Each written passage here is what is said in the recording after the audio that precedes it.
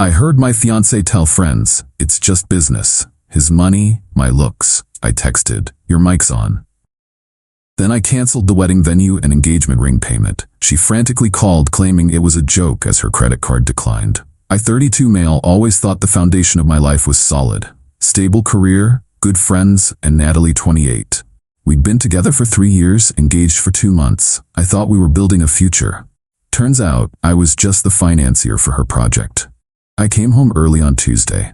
I was going to surprise her with takeout from that place she loves. As I walked in, I heard her laughing from the living room. She was on a video call. The big screen showing her 3 best friends, with Brittany, 28, the maid of honor, front and center. Natalie was holding up her hand, showing off the engagement ring, the one I'd spent weeks designing with a jeweler. They were all gushing. Then Brittany, in that syrupy voice of hers, said, "You really hit the jackpot, Nat. Seriously." And then Natalie, with a laugh I'll never forget, not a laugh of joy but of triumph, said the words that vaporized our future.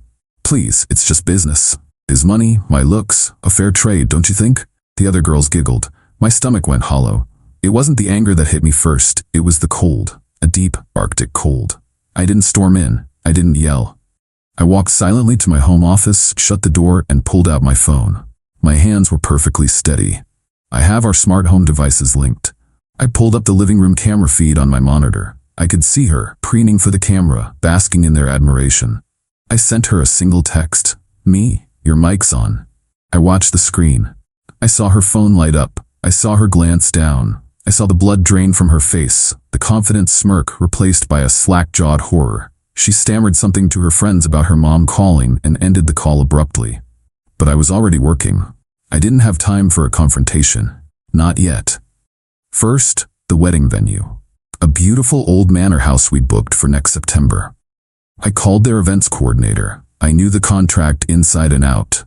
We were past the 90-day full refund window, but still within the period where we'd only lose the deposit. I told her we needed to cancel. She was sympathetic, probably assuming cold feet. 5 minutes later, the cancellation confirmation email arrived. A $5,000 loss. I considered it the best money I'd ever spent. Next, the ring. The custom piece cost $23,050. To manage cash flow, I'd put it on a 6-month payment plan. The first installment of $3,800 had been paid. The next 5 payments were scheduled to hit my account monthly. I logged into the jeweler's secure portal, found the agreement, clicked cancel future payments. An alert popped up, warning me the full remaining balance of $19,250 would become due immediately. I confirmed. The account was solely in my name. The ring was, until paid in full, their property. I heard her footsteps approaching the office door, hesitant and quick. She knocked. "Dylan? Baby? You won't believe the stupidest thing Brittany just said." I didn't answer. I just swiveled my chair around to face her as she opened the door. I held up my phone and showed her the subject line of the email from the venue. Confirmation of wedding cancellation.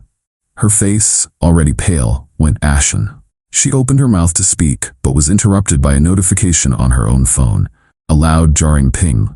She looked down. It was a fraud alert from her credit card company. "My card was just declined," she whispered, confused. She'd been trying to buy a new laptop. "That's impossible. You transferred the money this morning." "I did," I said, my voice even. "And then I transferred it back. Call it a business decision." Update. 2 weeks later. It's been an interesting couple of weeks. The initial shock has worn off, and now the active manipulation has begun. Natalie's narrative has shifted. The "it was a joke" defense lasted about 5 hours, only to be replaced by a campaign to paint me as a volatile, controlling monster who flew off the handle at a little locker room talk between girlfriends. She's been texting, calling, leaving voicemails that swing wildly between tearful apologies and furious demands. The climax was last Friday. She showed up at my apartment, the one we were supposed to move into together after the wedding, but which, thankfully, is only in my name. I let her in. I wanted to see this play out. She'd been crying, but it looked performed. Her eyes were red, but her words were calculated.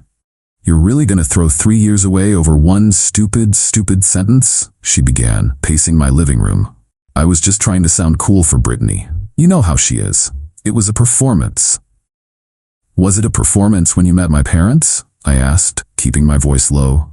"When you told them you saw a future with their son? Or was that just part of the negotiation?" "See, this is what you do. she snapped, pointing a finger at me. You twist everything to make me the villain. I have spent months of my life planning this wedding. Do you have any idea how much work that is?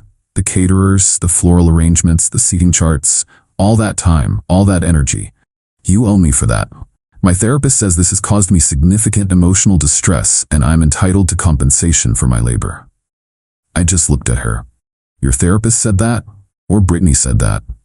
While this was happening, a new front had opened up. Brittany, ever the loyal friend, had started a group chat with about 15 of our mutual friends. The chat was titled, Support for Natalie.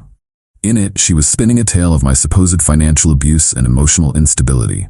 A few people, the ones closer to them, were eating it up, sending heart emojis and offering to take Natalie out for drinks. I refused to engage. Instead, I took a methodical approach. The ring.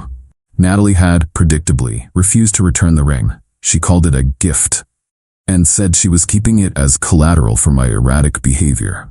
So I drafted a polite, formal email. To Natalie, subject, return of unpaid engagement ring. Hi Natalie. Per our last conversation, I am formally requesting the return of the custom engagement ring, item XXX, to jeweler's name. As you know, the payment plan for the ring has been canceled, leaving an outstanding balance of $19,250. Until this balance is paid, the ring remains the legal property of the jeweler. Please arrange for its safe return within 10 business days. Failure to do so may result in the jeweler pursuing action to reclaim their property. Regards, Dylan.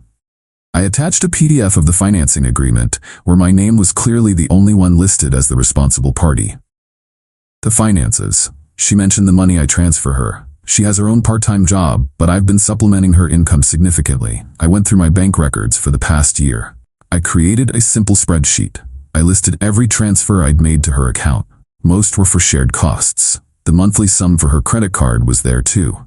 I labeled it monthly gift. I also highlighted the $6,500 I had loaned her for her car's down payment, which had a clear email chain where we both explicitly referred to it as a loan she'd pay back after the wedding. I attached the email chain. I sent the entire spreadsheet to her. No angry text, just the data. I titled the email Financial Records for your review. The friends, I didn't respond in the group chat. I didn't defend myself. I simply forwarded the short 15-second clip from my smart home security camera to two of my closest friends, Jordan and Rose. The clip had no audio of what she said. It just showed Natalie's face in the moments after she read my text. The smugness vanishing, the frantic, wide-eyed panic, the desperate fumbling to end her video call. I sent it with no comment. The quiet approach is, I'm finding, far more effective. A tantrum can be dismissed. A spreadsheet is harder to argue with. Update 2. 1 month later, things have escalated, just not in the way Natalie or Brittany expected.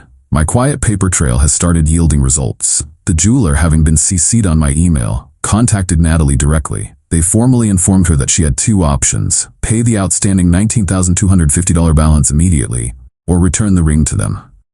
Her credit, which was already strained from her habit of living right at her limit, is now completely shot. The canceled laptop purchase was just the beginning. Without my monthly gift, her debt-to-income ratio is a disaster. She can't get a loan for the ring, and she can't afford to pay for it. The clock is ticking. The video clip I sent to Jordan and Rose did its job. They didn't spread it around, but they did calmly talk to a few other people in the Support for Natalie chat. They didn't share the video, they just described it. They described the cold calculation in her eyes that I had seen. The group chat has since gone silent. The tide of social opinion, it seems, has turned. This brings me to Brittany. Enraged that her role as Natalie's champion was failing, she decided to take things to another level. She went on my company's public-facing Facebook page and left a 1-star review. It was cleverly worded to avoid being outright libelous, but the implication was clear. She used phrases like unethical business practices, manipulative leadership, and a culture of deceit that starts at the top.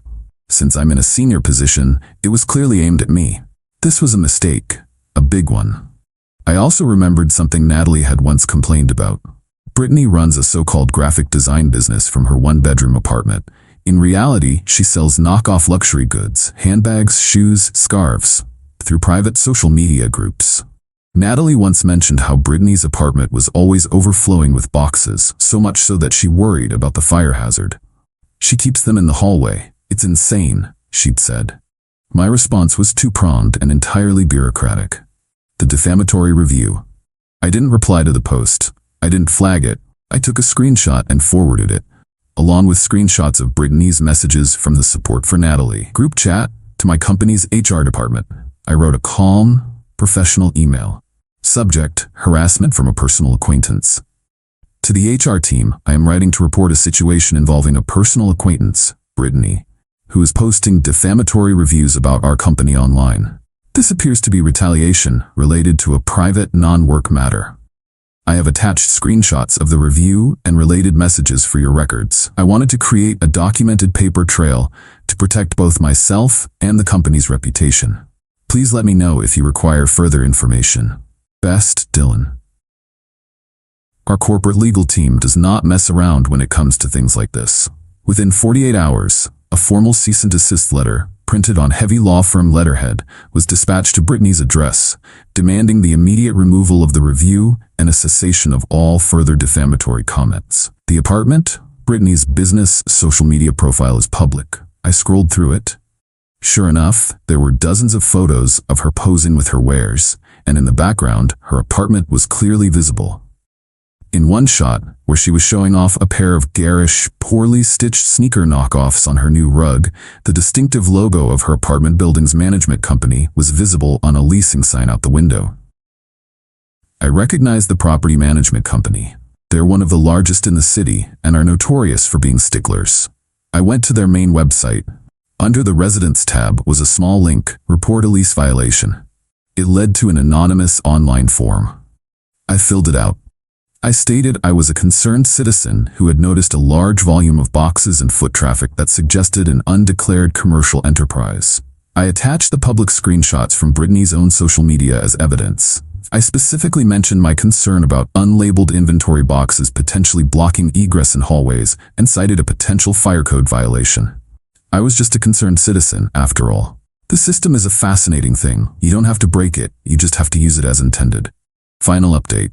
The ring is gone, the best friend is gone, and I'm just at peace. 3 months later, it's over. Not with a bang, but with the quiet hum of consequences running their course.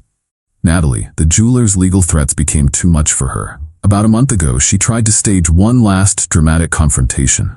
She texted me saying she was coming over to give back the ring and the part of her soul I had stolen. I imagine she pictured a tearful, screaming fight on my doorstep. I didn't give her the satisfaction. I didn't answer the door. Instead, I called the building's concierge, informed him a package was being dropped off for me, and asked him to hold it. He texted me when a small, unmarked box was left in his care. I had a courier pick it up and deliver it directly to the jeweler the next morning. I never even touched it. Natalie sent a flurry of enraged texts calling me a coward and saying I'd ruined her life over a few stupid words. I've since learned from a mutual acquaintance that she has moved back in with her parents, 2 hours away.